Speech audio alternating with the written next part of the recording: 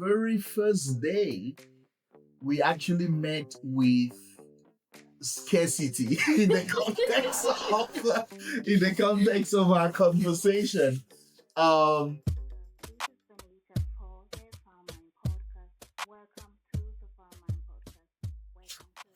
Hello there, beautiful mind. Welcome back to the Fine Mind, the podcast where we'll be talking about mindset growth, abundance in every part of your life.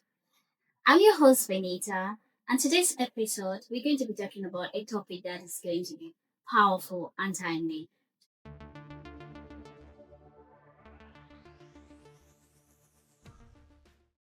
Today, we'll be diving into abundance in mindset, not just as a motivational buzzword, but also through the lens of real spiritual experience, faith, and purpose. Maybe today, it's someone whose life work has been rooted in faith, sacrifice, and trust. A pastor and minister who has walked in the path of faith, even when resources weren't enough. Please welcome today on show Pastor Uncle Joe. Pastor Uncle Joe, welcome to the Farm Mind podcast. It's such an honor to have you here with us. Can you please talk about your journey into the missionary? Yeah. Thank you so much, Benita, for inviting me. It's a pleasure to be here, and I am really appreciative of the work that you're doing Thank you. through this podcast, Far Minds. Um, and of course, I am glad to be here with you. Okay. My journey into ministry began so many years ago when I was still young. In fact, still even in primary school. I had the distinguished privilege of being born into a Christian home. My father was a gospel minister even before I was born. And so I got into reading so many missionary stories when I was growing up. And that developed in me a deep passion to become a missionary someday. And so at that tender age, I began to pray Wow. and asking the Lord to someday make me a missionary. And the Lord did. You already had a mindset that Yes. you wanted to do this and it actually manifested. Absolutely. Wow. Absolutely. Talk about the power of a mindset, the power of purpose. Yeah, Yes, that is it very manifested powerful. itself in my life. Yeah. Mhm. Thank you very much, Sure. Pastor Uncle Joseph. Pardon me for calling you Pastor Uncle Well, Joseph. any will do. Any will do. Thank you very much, Pastor Uncle Joe, for Sure that thing. to walking us through the journey of your missionary work. Mhm. And so I want to ask a question. The term abundance versus scarcity is being thrown around and never had an in-depth in our world. I don't think most of us have actually gotten into like to sit down and think what is abundance, what is scarcity. So I want to get from your own perspective your biblical definition and spiritual definition of these two terms, abundance versus scarcity mindset.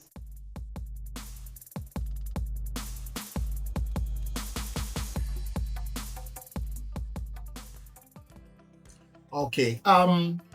Thank you for that question. I don't know that we need to put a dichotomy between the practical and the spiritual, but what I know is that these are real things. Like you said, it's not just a motivational buzzword. These are real things that actually affect the lives of people. There is a popular illustration that I will use. Some people could say it's a cliche, but it's one of those that is always useful. I'm going to use that to illustrate Okay. what these two things mean. I believe most of your audience might have heard of the illustration that says, um, always see the glass as half full. So you can, we're just enjoying some nice coffee here. And, if you look Wow. into my mug here, Yeah. you see that I have some coffee in there, but it's not full.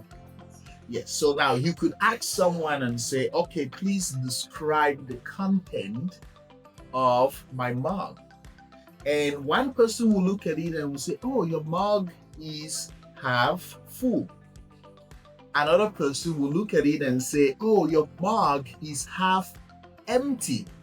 Aww. You see the difference there? Yeah. One person is emphasizing on what is there, half full, and another person is emphasizing what is not there, half empty. They completely ignore the fact that there is some coffee in the mug. Yeah. They just forget about that. And then the person who says it's half empty, usually their life will be characterized by sadness and all of that, because their outlook in life is to always see what is not there. Whereas the other person who approaches the glasses or the mug as half full is a person who is always looking at what is there and celebrating what is available rather than complaining about what is not there. So I will just briefly illustrate the difference between those two mindsets using that illustration. Yeah, which is it's quite technical. You need to. It's a very beautiful example right now that gets us to the real life example of abundance versus scarcity. How you see things matters. So that's also the demarcation of how each person sees the thing. Exactly. Right. Yes. So one person would, like in a real life situation, you could maybe you wake up in the morning and you have the ability to, take your children to school. Yeah. Maybe your car breaks down, but you still have the ability to call Yango Yes. or some other means of transportation and move on. That's an abundance, mindset, because even though at that moment your car has broken down, but you're still able to look at other options. It's like, I am not stuck in this reality. Yeah. And people who have that mindset, that is usually their orientation. It's like, I am not stuck in this reality. There must be a way out. It changes almost everything about your life. You see that some people might look at you like you're so wealthy, like you're well to do, because they don't listen, they don't hear you complain that, oh, my car just broke down, I can't take my kids to school, what will I do? Because the time you wish you're taking to complain would have been a time that you'd have thinking of a solution that would have saved you the mental stress of thinking in that manner. So this is very insightful. Once again, thank you for each wisdom you share with us. It's a pleasure. Has ever been a time you faced scarcity mindset, especially in your missionary, where you've had nothing tangible to rely on, but you have to operate from an abundance mindset? Yes, I have had so many real life situations where there has been scarcity, but I looked beyond those circumstances. The very first one I'll share with you, and perhaps the most powerful one that I remember is when we began our missionary journey. And so, just a little background, I got married in December of 2007. 11. And in May of 2012, just 5 months after getting married, I took my new bride, and we traveled to Malawi as missionaries for the first time. I did not know what was waiting for us in Malawi. To be honest, I did not have a fat bank account somewhere, and I had contact with people on the ground. There was an organization that was actually to a certain extent backing us on up. The very first day, we actually met with scarcity in the context of our conversation, because where we were taken just to go stay, the people who were on the ground, when we got to the place, we looked around. It was very cold because we had arrived there in June, on the 1st of June, actually. I remember so well. It was so cold, and and they didn't prepare for our coming like properly. And I think because it's missionary life, and the people you're going to minister to, they are where they are. That's why you're going there as a missionary, right? Whereas that wasn't your reality, even where you came from. Oh no! That was like, oh no, not that was at all. A shock. Yeah, it was a shock. So I can imagine how difficult that period was, like how your mind played. Did you feel like you just wanted to turn back and come back to where your comfort zone was? Or, okay, this is not for me. They're not treating me well. Yeah, let me just leave. What was your mindset of that? That's a great question. Yeah. Because it helps us to be honest. Yeah. It helps us to be human, because we are human. And the reality is, from this first exposure, yeah, indeed, we developed second thoughts right there, and we were like, oh yes, we knew we were coming into the mission field, but we never thought it would be like this. And we never thought we were going to spend our first night in the cold with no blankets and stuff like that. So just basic things like that. So, and of course, my 5 months bride with me, usually, after you get married, the first 5 months is not like that. You are in your honeymoon stage, and for you don't get to experience fun. Yeah, exactly. And so yes, there were those kinds of thoughts, but I'm very thankful for my bride, because my wife, she was my bride at the time. I'm very thankful for her, because when we saw that, we just sat in this place, and she just came and sat by me, and I held her, and I encouraged her, and I said, you can cry on my shoulders, because I know that this is difficult. So, first of all, I acknowledge what the situation was. I didn't just come all spiritual. Oh, it's going to be okay. It's this and that and that. I acknowledge that this was a difficult moment, and I gave her the permission to cry, and she leaned on me, and she felt safe. And then, of course, after that, I began to encourage. And I said, you know, it is bad right now, but the truth is, the Lord knew exactly what we were coming into. We did not obviously know. If we knew that this was the reality we were coming into, we wouldn't have gone over there. You wouldn't get to leave your comfort zone. Yes. So I said, but the Lord knew. He knew why He let us come into this reality. And I'm sure He's going to take care of us. He's going to provide for us.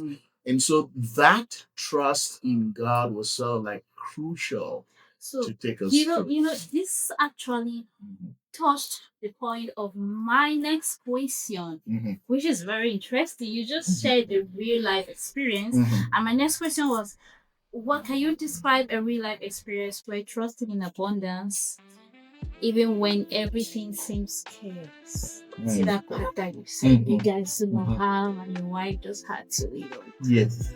means you were trusting in abundance even when everything around you seems scarce. Yes. That is very powerful. It's a breakthrough. Uh-huh. I don't know how long you guys had to sustain that to have actually gotten to that level, but that was that was indeed like it's so vivid in relation to this subject matter today, because there was indeed scarcity at the moment at that time, and but we trusted the Lord, and little by little he sorted us out.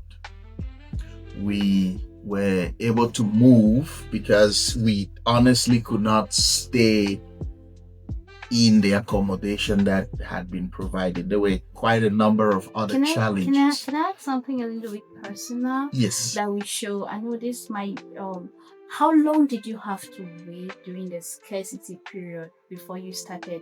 Because it's a process. Yes. During the scarcity period, I understand that a lot of us might be going through some mental, none of us are thinking straight in this period. You have to endure the suffering and everything. How long were you in that period, and how did you survive it? Like, I know you said faith, but of course we know faith doesn't just come like that. So I just want to get a little bit of experience about that. Sure. So we were there for several months. Okay. And so when we talk about faith, it's trusting that the Lord will provide, the Lord will take care, the Lord will lead day by day. And that is exactly what the Lord did. Like you said, it's a process. Yeah. It wasn't easy, but the Lord was there. So in practical terms, we had to talk to some of the people that we were associated with, and we made it clear in due time. So you saying, if I could actually recollect you saying that actually we should know that it's not just about having the mindset, of course. It's about being proactive and put it in the world, because the mindset alone would not do the work. That point You is need so to vital. back it up Yes. with. So it's a battle on its own that doesn't just end in your head, but it needs to come out through your action. Exactly. You need to fight for it. You need to put effort while you're praying, and you're putting inside the right mindset, which is a tool. Absolutely. Yeah. Well said. Well summarized. That is, I think a lot of us, I would say that I'm imagining, or I hope that we all know that, as is usually said in church, prayers with action. You also said that in one of the sermons where you said practical. Yes. Prayers matches practical. Work, right? Yes, exactly. When you pray, you take some action. You take some action. Exactly. You don't just pray and sit. You don't just think and sit. You think and you do. Yes. And so when you do it, the product of your mindset begins to show off in your work. Exactly.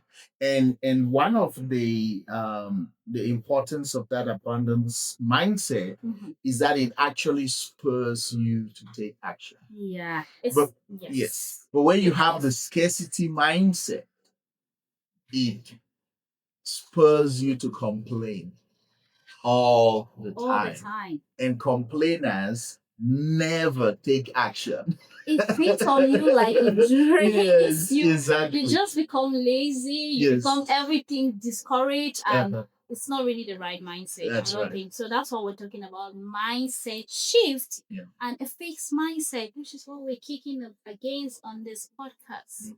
So that is very insightful once again, Pastor Joe. Mhm. I really love the experience, and I want to also ask, some people who are really going through some bad times might be looking, and when you're going through when you're in a very dark moment of your life, you don't you feel that this person is talking because he's in a comfortable place now. Yeah. People would say that. Mm. So he's saying all of this now. He's talking about faith, he's talking about mindset, he's talking about being proactive, probably because he's in a comfortable space. So, what about us? That we are still here feeling emotionally drained, financially drained, they don't see any hope.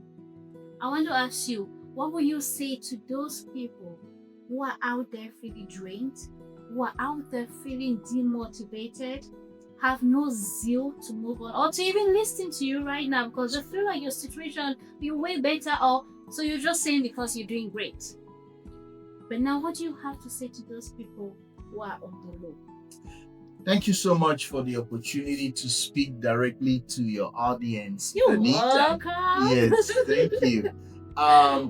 See, I'm not going to tell you to just ignore your reality, because I think that Yeah. that is sometimes said, from many platforms, and I feel like it's dishonest.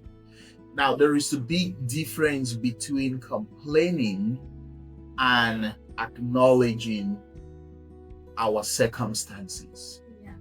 Complaining is when you just focus on the negative and you do nothing about it. You talk about the negative day in, day out, and you do nothing about it. Whereas acknowledging is making a pragmatic assessment to say, where I am right now is not where I want to be. Of course. And so that is where, I would love anybody who is listening to us right now and you're asking and say, how do I deal with this situation? I encourage you to take that pragmatic assessment. Even if you don't know where it's going to lead you to. Exactly. Just the way you just said now. Yeah. Just be proactive, even if the road is not clear. Exactly. So once you take that pragmatic assessment, it helps you to acknowledge that reality. Sometimes, Benita,